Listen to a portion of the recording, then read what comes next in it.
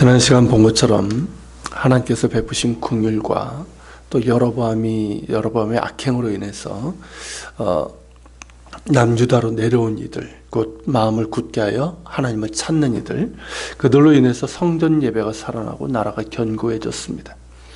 이런 상황이라면 어떻게 돼야 될까요? 자신의 불순종에 범죄함에도 불구하고 긍휼을 베푸시고 회개할 기회를 주신 하나님 앞에 회개하여 돌이키는 것이 마땅할 것입니다. 그러나 르호보암은 나라가 견고해지고 세력이 강성해지자 오히려 하나님의 율법을 버렸습니다. 즉 하나님의 말씀을 무시하고 따르지 않으면서 우상 숭배를 했다는 것이죠. 그러자 온 백성들이 이를 본받게 됩니다. 왕이 그렇게 하니 백성들도 그렇게 갖게 된 것이죠. 그래서 그들이 하나님께 범죄하게 됩니다. 미련하고 어리석은 자에게서 나타나는 것이 바로 교만입니다.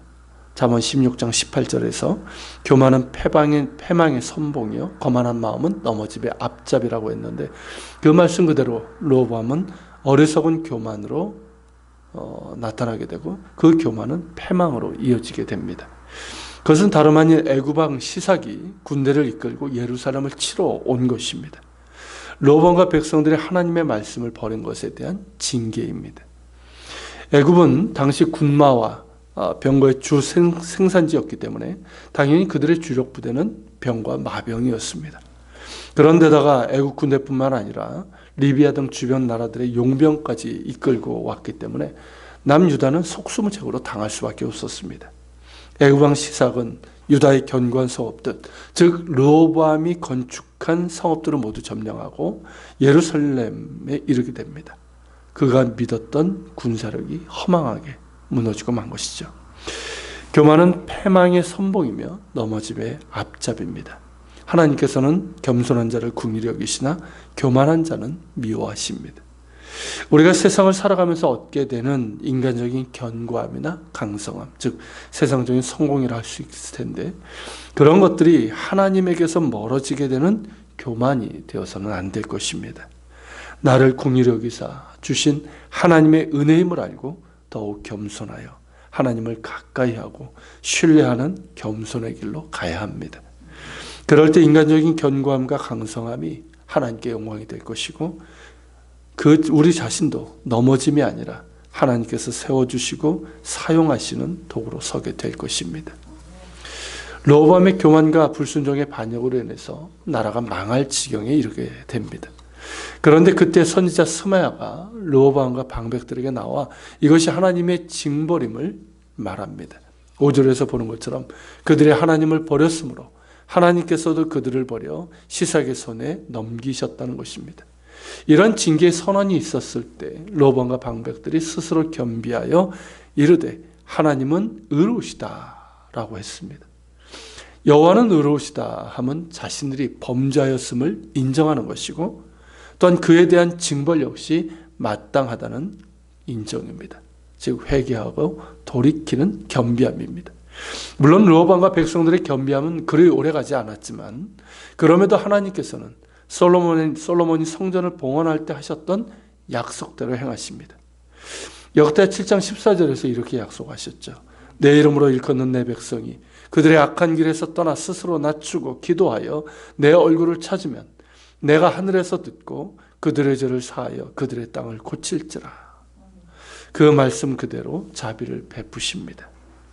그래야 유다를 멸하지 아니하시고 조금 구원하여 시삭의 손을 통해 그 진노를 예루살렘에 쏟지 아니하시겠다, 그렇게 말씀하셨습니다.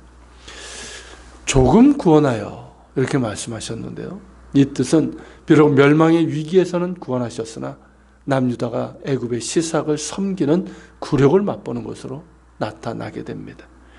시삭은 예루살렘을 쳤고 막대한 공물을 바치게 되었고, 다윗 솔로몬 때 애굽과 어깨를 견주던 강대한 나라에서 이제는 애굽의 그 공물을 바쳐야 되는 신세가 되어버린 것입니다.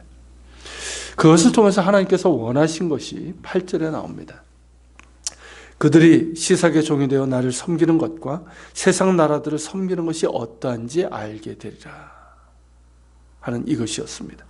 즉 애굽의 시삭의 종이 되어서 그를 섬기는 것을 통해서 하나님을 섬기는 것이 얼마나 복되고 또 평안하며 안전한 길인지를 깨닫게 하시고자 함입니다. 그래서 그들이 잠깐만의 겸비가 아니라 정말 자신들의 죄를 깨닫고 철저하게 회개하여 돌이키는 겸비함을 원하신 겁니다. 애굽의 시사객을 예루살렘에 넘기지 않으신 것도 바로 그 때문입니다. 예루살렘에는 성전이 있고 성전은 그 죄를 회개하여 돌이켜 겸비함으로 하나님께 나아가는 곳입니다. 애굽의 시삭을 섬기는 그 곤욕과 고통 가운데서 그들이 하나님을 섬기는 것이 얼마나 복된 일인지를 깨닫고 회개하여 겸비함으로 하나님께 나아갈 때 하나님은 그 약속하신 대로 재앙을 구원으로 바꿀 것이고 제 대신 화관을 씌워 주실 것입니다. 그러나 안타깝게도 어리석고 미련한 르호보암은 위기를 모면하자 다시 악을 행했습니다. 이에 대해서 14절에서는 이는 그가 여호와를 구하는 마음을 굳게 하지 아니함이었더라 라고 말하고 있습니다. 하나님을 구하는 마음을 굳게 한다는 것은 자신의 죄를 회개하여 겸비함으로 하나님께 나아가 그 긍휼을 구하는 것을 말하는 것이고, 하나님을 순전한 마음으로 경외하며 그 말씀에 순종함으로 따르는 것을 말합니다. 그런 마음이 없었다는 것입니다. 그저 위기의 상황에서 잠시 겸비하는 것처럼 했을 뿐 그 마음과 행위는 온전히 돌이키는 참된 겸비함이 없었다는 것입니다. 이런 르호보암의 어리석은 모습에서 우리 자신이 보이지 않기를 바랍니다. 우리 역시 연약하여 하나님 앞에 범죄할 수는 있습니다. 그 죄에 대해서는 하나님께서 진노하시나 우리의 연약함을 아시는 하나님께서는 우리가 그 죄를 깨닫고 회개하여 돌이켜 겸비함으로 하나님의 용서를 구하기를 원하시고, 그럴 때마다 언제나 긍휼을 베풀어 주십니다. 하박국 선지자가 말한 것처럼 진노 중에라도 긍휼을 베푸시는 하나님이십니다. 오늘 본문에서 확인하는 것처럼 죄인이 하나님께 돌아갈 수 있는 성전과 하나님의 말씀을 전하는 선지자들의 존재는 죄인이 하나님의 긍휼을 받을 수 있는 회개와 용서의 길이 열려 있음을 보여줍니다. 그러나 돌이키지 않을 때 그 준엄한 진노의 심판을 면할 수 없습니다. 지금은 하나님의 자비로 인해서 멸망과 추방의 심판이 보류된 것일 뿐입니다. 이때가 바로 돌이켜야 되는 은혜의 기회인 것이죠. 회개의 길이 열려 있을 때 돌이켜야 하는 겁니다. 감사하게도 우리에게는 더욱더 그 길이 활짝 열려 있습니다. 바로 예수 그리스도의 십자가의 은혜로 인한 죄사함의 길입니다. 그가 누구든 자신의 죄를 회개하고 예수 그리스도를 영접하는 자는 죄사함의 구원을 받습니다. 또한 주를 믿는다고 하는 우리가 범죄했을 때라도 예수 그리스도의 십자가의 공로를 의지하여 회개하여 돌이킬 때 우리는 다시 죄사함의 은혜 가운데 있게 됩니다. 그러나 하나님께서 정말 원하시는 것이 무엇인지를 기억해야 됩니다. 그것은 온전히 돌이키는 것이고 순전한 마음으로 하나님을 구하며 그 은혜에 합당한 거룩과 순종과 사랑으로 살아가는 것입니다. 그것이 진정으로 하나님께서 원하시는 겸비함이고 그 마음을 굳게 하여 하나님을 구하는 자의 믿음입니다. 같이 기도합시다. 하나님, 오늘은 르호보암과 그 백성들의 범죄함 가운데서 하나님의 징계가 임했고, 그것이 하나님의 징계임을 선언했을 때 르호보암과 백성들이 스스로 겸비하여 여호와는 의로우시다 하는 그 고백을 보았습니다. 그러나 그 겸비함은 그저 위기를 모면하고자 하는 잠깐만의 그런 겸비였을 뿐이었습니다.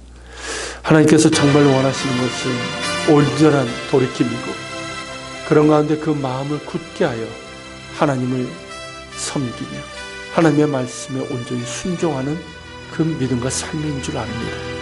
아버지 하나님, 우리가 그런 겸비함으로 하나님 앞에 나가게 하여 주옵소서. 우리가 연약하여 범죄하였을 때 예수 그리스도의 공로에 의지하여 회개하기를 지체하지 않게 하여 주시고, 그럴 때마다 우리를 사해 주시고 우리의 마음 가운데 주의 성령을 부으사 우리가 온전히 돌이키는 겸비함을 허락해 주시며 하나님께 우리의 온 마음을 드리며 또한 그 말씀에 순종하는 그러한 길로 갈 수 있도록 주님 도와주시고 이끌어 주시옵소서. 우리 같이 말씀을 기억하면서 기도하며 나아갑시다.